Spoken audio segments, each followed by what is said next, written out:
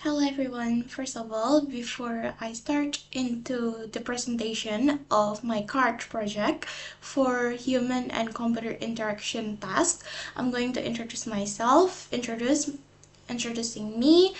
I'm Berlian Yafi from RPL class of Software Engineering class batch 2024 with an NRP of 5053244146.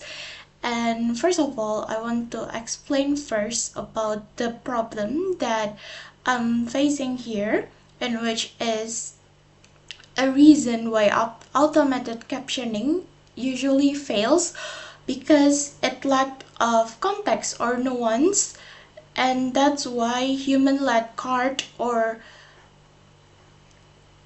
communication access real-time translation into a text-to-speech usually involves a human captioner still, because usually the 24 key stenographic keyboard that are used for captioning is lacking a human speech for a certain words like conceptual within the academic word itself or speaker's name, in which it is not there in the dictionary or the stenographic keyboard itself, in which using that is usually more efficient than using the standard QWERTY.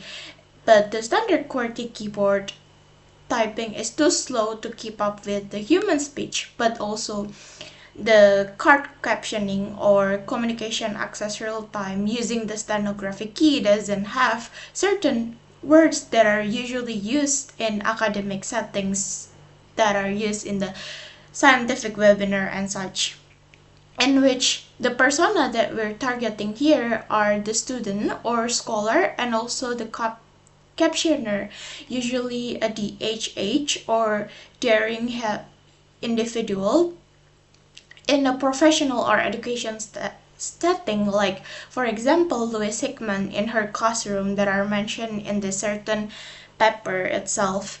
And in a design principle analysis, we have analyzed 4 points, in which the first point, affordance, is analyzed as stenographic keyboard, in which unlike a QWERTY keyboard, the 24 layout keyboards or coding, pressing multiple keys at once allows user to input an entire syllables work within a single stroke, enabling a speed that are necessary for a real-time translation.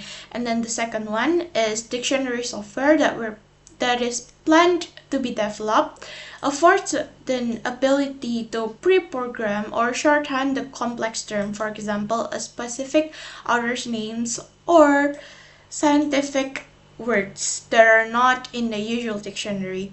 And then for the signifier itself, there's two things, in which the first one is phonetic shorthand or stenoform, and then the second one is real-time stream. And then there's also feedback, in which is visual output, correction lag, and also system failure. The system failure itself, Hickman mentioned the hard driver failure, in which the lack of text surface immediate feedback that access infrastructure has collapsed. And then the last one is mapping constraint and conceptual model, in which the mapping itself, there's a complex mapping between the stendoform and also English word. And also the constraints itself, in which we have a 24 key physical layout that are preventing standard typing but enables high-speed codings. Time is a temporal constraint in this case.